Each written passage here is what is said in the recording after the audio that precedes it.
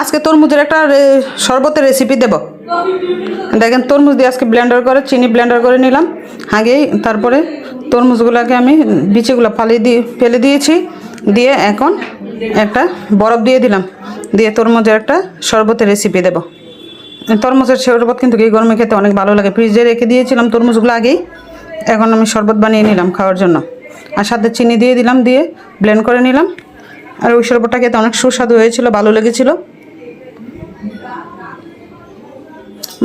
গরম আসলে মাঝে মধ্যে এরকম শরবত বানিয়ে খেয়ে ফেলি যখন তখন।